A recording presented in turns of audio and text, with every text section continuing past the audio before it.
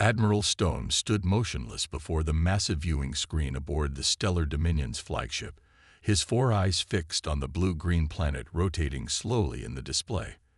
After conquering thousands of worlds across 17 galaxies, he had thought nothing could surprise him anymore.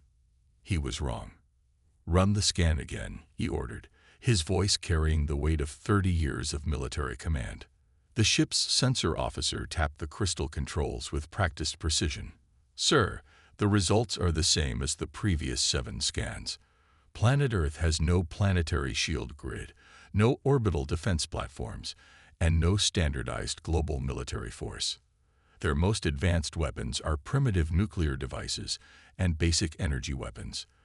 They are, by all measurements, defenseless against our level of technology." Admiral Stone's secondary hearts began beating faster, a sure sign that something wasn't right. In his experience, when something looked too easy, it usually meant you were missing something dangerous, and you're certain about the historical data. "Yes, sir," the intelligence officer spoke up from her station. "In the past 10,000 years, no spacefaring civilization has ever launched a full-scale invasion of Earth. We've detected traces of small-scale reconnaissance missions and probe activities, but every single one of them ended with the immediate withdrawal of all alien forces." The Admiral walked closer to the screen, studying the planet's continents and oceans. Earth wasn't particularly large or strategically located. Its resources, while valuable, weren't unique. Its inhabitants had only achieved spaceflight less than a century ago. By all logical measures, it should have been conquered or colonized dozens of times over by now. "Show me their military capabilities again," he commanded. The screen shifted to display a dizzying array of different weapons, vehicles, and combat systems. Unlike every other civilization they'd encountered, Earth's military technology wasn't standardized. Some nations still used chemical propellant weapons alongside antimatter devices. Their vehicles ranged from primitive combustion engines to advanced hover technology, often within the same military unit.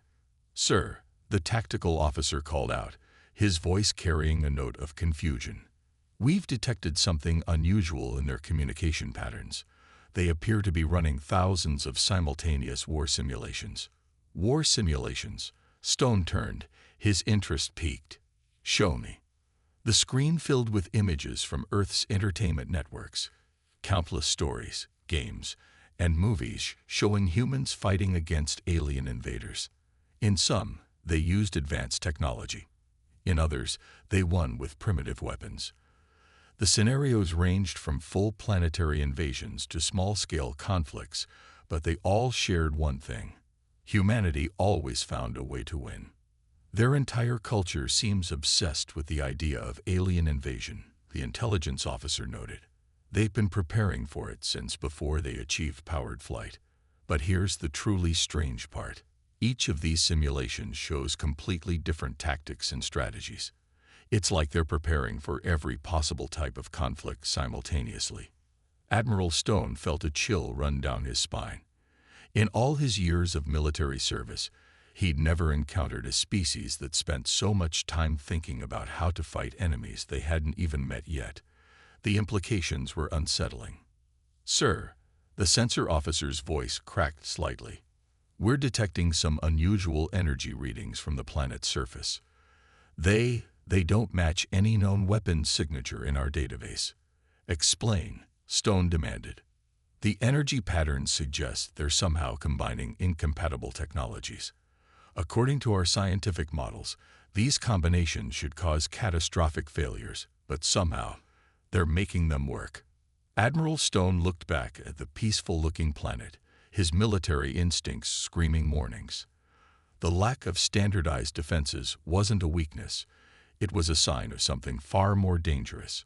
A species that could make incompatible technologies work together, that prepared for wars that hadn't happened yet, and that somehow deterred every other spacefaring race without ever leaving their solar system. "Send a priority message to High Command," he ordered, his voice grave. "Earth requires further study before any contact is attempted. Something about this world is very, very different from anything we've encountered before." As the message was sent, Stone couldn't shake the feeling that they'd just discovered something that would change the stellar dominion forever. The real question was, what were they going to do about it? Commander Reed sat in the dimly lit intelligence center of the Stellar Dominion's flagship, surrounded by floating holographic screens showing Earth's broadcasts, military communications, and historical records. Her third eye was twitching, a sign that she hadn't rested in several days. But she couldn't stop. Not when every new piece of information about Earth made less sense than the last. "Computer, show me their major conflicts again," she commanded, rubbing her temples. The screen shifted to display Earth's wars, and Reed leaned forward, watching intently. What she saw defied everything she knew about warfare. In one conflict, soldiers dug trenches and fought with chemical weapons. In another, just decades later, they used nuclear weapons. Then guided missiles. Then orbital strikes. The pace of weapons development was impossible. Species weren't supposed to advance this quickly. "Commander," a junior analyst entered the room, holding a data crystal. "You need to see this. We've decrypted more of their entertainment broadcasts." Reed inserted the crystal, and new images filled the screens. Her eyes widened as she watched humans act out countless scenarios of alien invasions. Some were serious, others humorous, but all of them showed humanity winning against impossible odds. "How many of these movies do they make?" she asked. The analyst checked his notes. "Thousands, Commander. And that's just in the last 50 years. They call it science fiction. But look at this." He highlighted several sequences. These fictional weapons they imagined. Some of them actually built working prototypes based on these entertainment programs. Reed stood up, pacing the room. "They're using entertainment to design weapons. That's not how military research is supposed to work." She moved to another screen showing Earth's current military forces. Unlike the unified armies of the Dominion, Earth's militaries were a chaos of different doctrines and technologies. Some nations focused on cyber warfare, others on physical combat. Some built massive vehicles, others specialized in small, agile units. "Computer, show me their response times to unexpected threats," Reed ordered. The screen displayed data from various military exercises and real emergencies. The results were startling. Despite having no central command, Earth's various military forces could mobilize and coordinate faster than many unified alien armies. "Commander," the analyst spoke again, his voice nervous. "There's something else. We've detected unusual radiation patterns from their training grounds. It appears they're deliberately practicing with damaged and failing equipment." Reed's third eye stopped twitching. "They're what?" "They call it working under combat conditions. Their soldiers are trained to fight even when their technology fails. They actually expect their equipment to break and plan for it." Reed collapsed back into her chair, her mind racing. No wonder other species avoided Earth. These humans weren't just preparing for war. They were preparing for every possible type of war simultaneously. They turned entertainment into weapons research. They treated equipment failure as a normal combat condition. "One more thing, Commander," the analyst added. "We found references to something they call guerrilla warfare in their military history." The screen showed humans fighting against superior forces using improvised weapons and hit-and-run tactics. Reed watched as primitive warriors defeated advanced armies using nothing but knowledge of local terrain and creative thinking. "Send an immediate report to Admiral Stone," Reed ordered, her voice filled with newfound respect and concern. "Earth's defensive capability isn't in their technology. It's in their minds. They don't just adapt to war. They actively seek out new ways to fight. Every human on that planet is a potential warrior.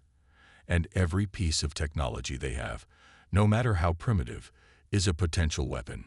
As the analyst hurried away, Reed looked back at the screens. In all her years studying alien civilizations, she'd never seen anything like this. The humans weren't just ready for war. They were constantly inventing new forms of warfare. And they did it all without even knowing they were being watched. "Computer, begin new analysis," she said quietly. Search topic: how do you defeat an enemy that spends all its time imagining how to defeat you? The computer hummed in response, but Reed already suspected she wouldn't like the answer. Captain Green of the Stellar Dominion's diplomatic vessel, Star Whisper, thought he had followed all the correct protocols. His ship was small and non-threatening. They had chosen a major human city for maximum visibility. The universal translators were ready. Everything should have gone perfectly. He was wrong. Captain, we're detecting multiple aircraft approaching our position, his sensor officer reported, sounding confused. But that's impossible. They're using at least 5 different propulsion systems. Green moved to the viewing screen, watching as Earth's aircraft surrounded his ship. Some used simple jet engines, others had advanced anti-gravity systems, and a few seemed to be using technology that their sensors couldn't even identify. How are they coordinating? He wondered aloud. The aircraft were from different nations, using different communication systems, yet they moved together like a single unit. Sir, ground forces are mobilizing too, another officer called out. They've surrounded us in 3 minutes. That's faster than our own response times. The viewing screen showed a bizarre mix of military vehicles below. Primitive tanks with projectile weapons rolled alongside energy-shielded carriers. Soldiers with basic firearms took positions next to others wearing powered armor. Some units carried weapons that looked like they'd been built from scrapped alien technology. Open communications, Green ordered, trying to stay calm. Send the standard peaceful contact message. Before they could transmit, warnings flashed across every screen. Their ship's computer was under attack, not from one source, but from thousands. Human hackers worldwide were trying to break into their systems, each using different methods. Sir, look at their weapons. The tactical officer's voice cracked. They've modified their primitive missiles with energy shields. That combination shouldn't even work. The power requirements alone. Green watched in amazement as the humans continued to deploy more forces. Some soldiers carried what looked like homemade energy weapons. Civilian engineers were already setting up scanning equipment that bore no resemblance to standard designs. They're learning about our technology just by looking at it, the science officer reported, her voice filled with disbelief. Those engineers, they're already trying to replicate our shield frequency. How can they work that fast? A message came through their communication system, or rather, dozens of messages, all at once, in different languages and formats. Some were peaceful greetings, others were warnings, and a few were clearly threats. The humans weren't acting as a unified species, but somehow their chaotic response was more effective than any coordinated one. Sir, the sensor officer's voice was barely a whisper now. We're detecting something strange from their communications. They're excited, not scared. They've been waiting for this. Green felt a chill run down his spine as he realized the truth. Every human aircraft, every ground vehicle, every soldier down there, they had all spent their entire lives preparing for this moment. Not just preparing to fight aliens, but eagerly waiting for the chance.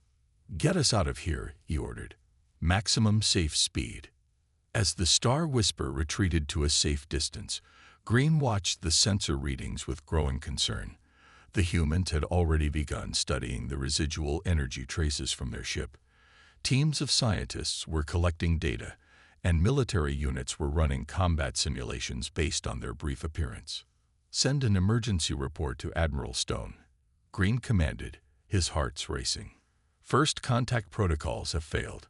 The humans, they're unlike anything we expected. They don't react to alien contact like other species. They don't fear it. They don't marvel at it. They treat it like a challenge to overcome. As his ship accelerated away from Earth, Green looked at the final sensor readings. In just 15 minutes of contact, humanity had already started adapting their technology based on what they'd seen. He couldn't help but wonder, what would they do with even a few days to prepare? The Star Whisper vanished into faster-than-light travel, but Green knew one thing for certain. The Stellar Dominion had just made a terrible mistake.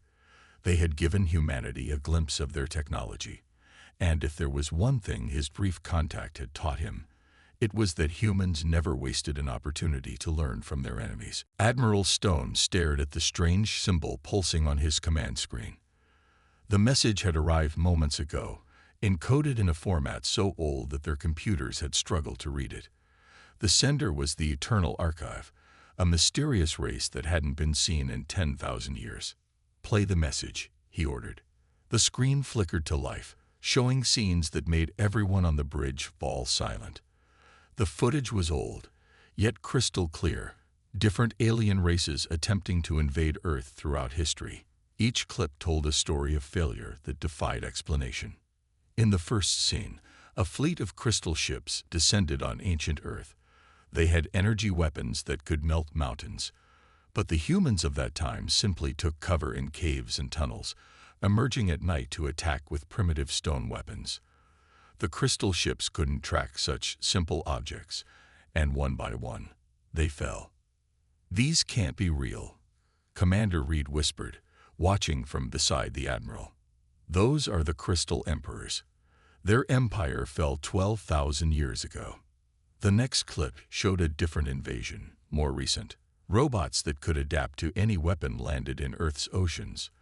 They expected to win easily. Instead, the humans flooded the robots' systems with computer viruses that turned the machines against each other. The robots had never considered that a less advanced species would think to attack their programming rather than their bodies. "Sir," the tactical officer called out, "the timestamps on these videos are authentic. These invasions really happened." More scenes played out. A race of energy beings tried to take over human minds, but humanity's scattered thoughts and conflicting emotions drove them mad. Shapeshifters attempted infiltration, only to discover that humans were better at spotting tiny behavioral differences than any known species. Then came the most shocking footage. A massive empire, more advanced than even the Stellar Dominion, launched a full invasion 5,000 years ago. They had unbeatable technology and perfect battle plans. But the humans did something unprecedented. They copied the aliens' own weapons and improved them, making changes that should have been impossible. "Look at the battle tactics," Stone said, leaning forward. "The humans aren't fighting as a unified force. Each group is doing something different, something unexpected. The aliens can't adapt to all of them at once." The final clips were the most recent, showing small scout missions and probing attacks over the past few centuries. Each time, humanity's response was faster, more innovative. They learned from every encounter, but not in a normal way. They didn't just copy technology. They reimagined it, combined it with other things, found uses that the original inventors had never considered. The message ended with text in the ancient language. "Earth is not undefended. Earth is defended by the most dangerous trait in the universe, human creativity. Do not wake the sleeping giants." Admiral Stone ordered the message played again, studying each scene carefully. "Look at their faces," he said quietly. "The humans in every clip. They're not just fighting. They're learning, adapting. Even when they're losing, they're figuring out how to win the next battle." Commander Reed pulled up her own research notes. "Sir, this matches what we've discovered. The humans don't just learn from victory. They learn even more from defeat. Every failed invasion taught them new ways to fight back."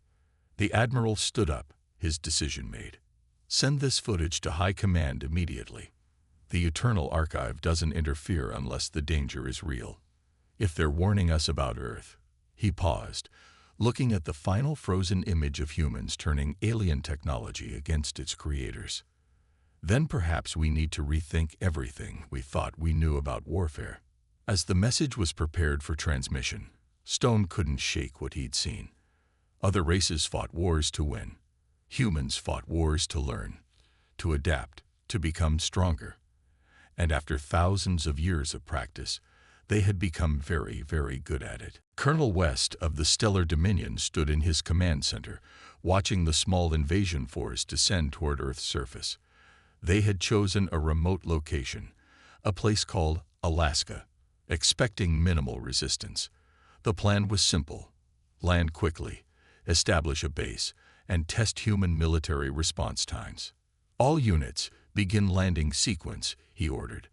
30 ships, each carrying the Dominion's most advanced weapons, moved into position. The first sign that something was wrong came immediately. "Sir," his communications officer shouted, "we're being jammed, but the signals don't make sense. They're using radio waves, quantum interference, and some kind of technology we've never seen before, all at the same time." West frowned. The humans shouldn't have even detected them yet, let alone started countermeasures. "Continue the landing. They can't possibly stop all our ships." The invasion force pushed through the electronic interference, descending through Earth's atmosphere. As they broke through the cloud cover, West's tactical display lit up with warnings. "Multiple human aircraft approaching," the sensor officer reported. "But, sir, they're ancient prop planes mixed with modern jets. The locals are flying museum pieces alongside military aircraft." West watched in disbelief as the odd combination of aircraft swarmed his forces. The old propeller planes were too simple for their advanced targeting systems to lock onto, while the modern jets carried weapons that somehow pierced their shields. "How are they doing that?" West demanded. "Those missiles are primitive." "Wait, are those our shield frequencies? How do they learn those from just one diplomatic encounter?" On the ground, things got even stranger. Local military forces arrived in a mix of snowmobiles and advanced hover vehicles. Soldiers wearing simple cold weather gear fought alongside others in powered armor suits that looked suspiciously like modified Dominion technology. "Sir, the humans are adapting faster than our combat AI can analyze their tactics," the tactical officer reported. "Each group is fighting differently. Some are using pure brute force. Others are trying to hack our systems. And some are they trying to copy our technology in the middle of battle?" West stared at his screens in growing horror. Human engineers had already captured one of their downed ships and were taking it apart. Not carefully studying it, they were ripping out pieces and attaching them to their own weapons. The modifications they made shouldn't have worked, but somehow they did. "They're not just fighting us." Commander Reed's voice came through on the command channel. She had been observing the battle. "They're treating this like a learning experience. Every time we shoot down one of their aircraft, they change tactics. Every time we destroy one of their vehicles, they build a better one from the wreckage." A massive explosion rocked one of the landing ships. West's jaw dropped as he saw the cause. Humans had combined their primitive nuclear weapons with stolen Dominion shield technology, creating a blast that their defenses couldn't handle. "Full retreat," West ordered, his voice shaking. "Get everyone out of there. Now." As the invasion force pulled back, West watched the final sensor readings with a mix of fear and awe. The humans weren't celebrating their victory.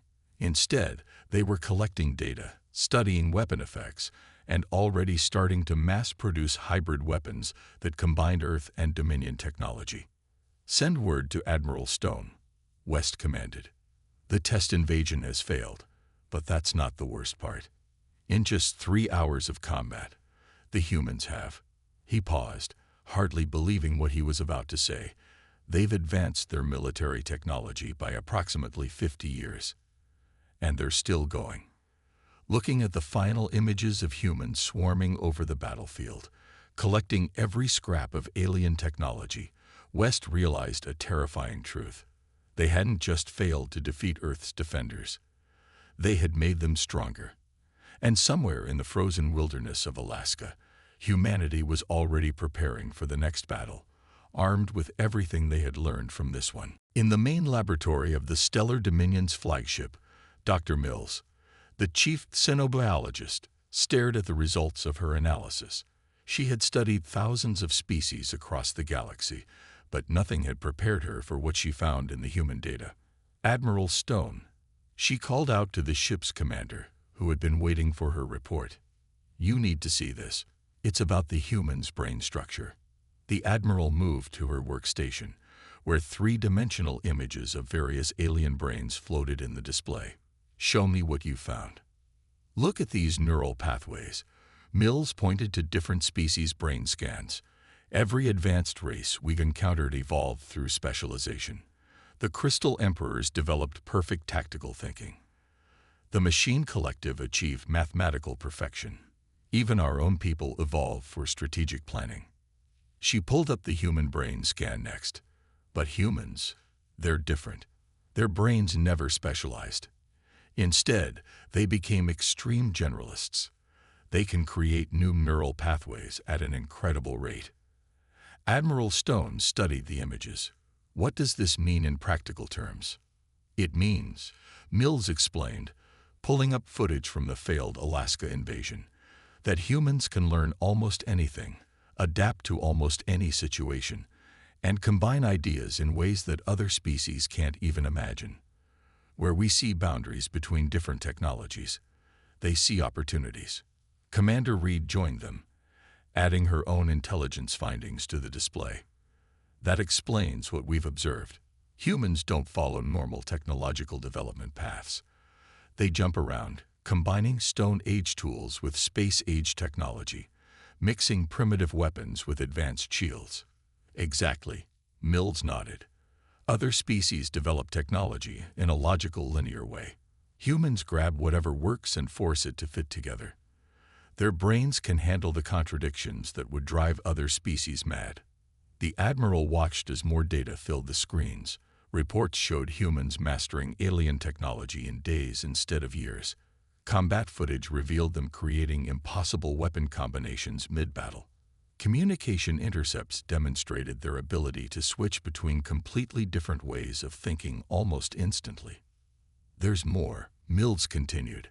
"Their constant internal conflicts, which we thought were a sign of primitive behavior, are actually their greatest strength. Each human culture developed different ways of solving problems. When they face a crisis, they don't just try one solution. They try hundreds of different approaches simultaneously." Reed pulled up her own research. "That's why their military forces are so hard to defeat. Each nation has its own doctrine, its own way of fighting. There's no single strategy that works against all of them." "But the most remarkable thing," Mills said, highlighting a final set of data, "is their ability to imagine. Humans spend massive amounts of time thinking about things that haven't happened yet. They don't just prepare for likely threats, they prepare for impossible ones. They've been practicing for alien invasions since before they had electricity." Admiral Stone sat down heavily in a nearby chair. "So when we test them with real invasions, they've already practiced it thousands of times in their minds." Reed finished. "That's why they adapt so quickly. They've already imagined every possible way we might attack them." Mills brought up one final image, a comparison of brain activity between species.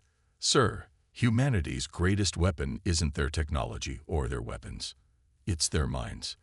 They're basically a species of warriors who can instantly learn any fighting style, use any weapon, and adapt to any situation. Their brains are literally designed for warfare." The Admiral looked at the data in silence. Finally, he spoke.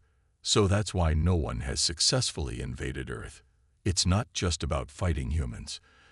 It's about fighting every possible version of humanity, all at once, while they learn and adapt to everything you throw at them."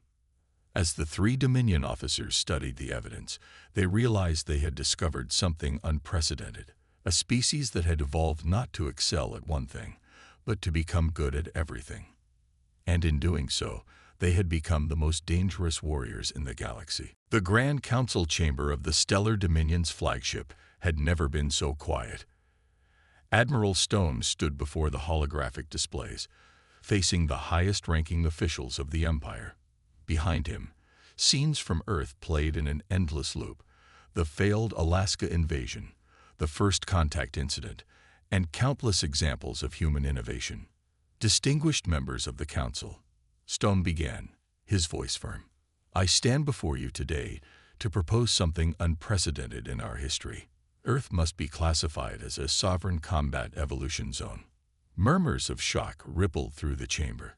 Such a designation was normally reserved for black holes, unstable star systems, and other natural phenomena too dangerous to approach. "Admiral," the High Commander spoke, his voice echoing in the chamber. "You're suggesting we classify an entire species as a natural hazard?" "Yes, sir, because that's exactly what they are." Stone gestured to the displays. "In just 1 week of studying Earth, we've witnessed them adapt technology that took us centuries to develop. During a 3-hour battle, they advanced their military capabilities by 50 years. They don't just fight wars, they evolve through them." Commander Reed stepped forward with her intelligence reports. "Our analysis shows that humanity is already incorporating our technology into their defense systems. They're not just copying it. They're improving it, combining it with their existing weapons in ways we never considered possible." Dr. Mills added her scientific findings to the display. "Their brain structure allows them to learn and adapt faster than any species we've encountered. More importantly, they enjoy the challenge. Every conflict makes them stronger." The High Commander studied the data carefully. "And what of our military advantage? Surely our superior technology would only work against us." Stone interrupted respectfully. "The harder we hit them, the more they learn. The more technology we use, the more they adapt. If we launched a full invasion—" He paused, letting the implications sink in. "We wouldn't just lose ships and soldiers. We would be giving them a crash course in advanced warfare." New images appeared on the screens. Human entertainment showing countless scenarios of alien invasions.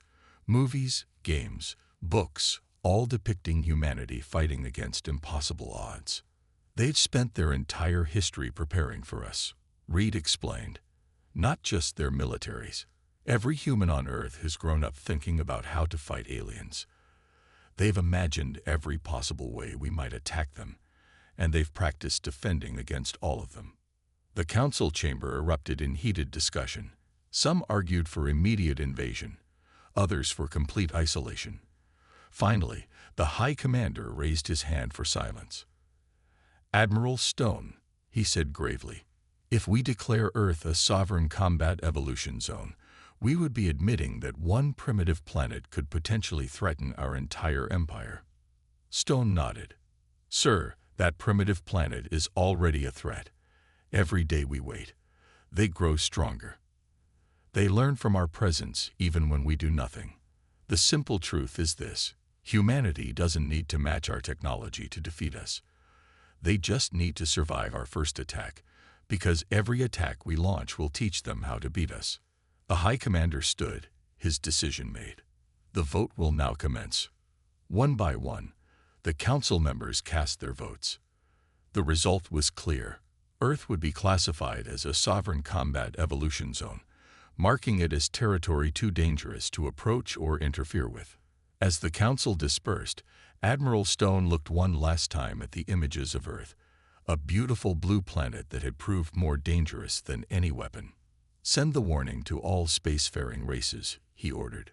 "Earth is not to be approached, studied, or challenged. The humans must be left to their own evolution."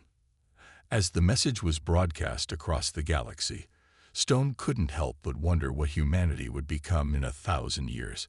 One thing was certain: he was glad they would never have to find out the hard way. The Stellar Dominion had learned what so many others had discovered before them. The most dangerous species in the universe wasn't the one with the most advanced weapons or the strongest armies. It was the one that could learn from every battle, adapt to every strategy, and grow stronger from every defeat. That species was humanity. And now, everyone in the galaxy would know to leave them alone.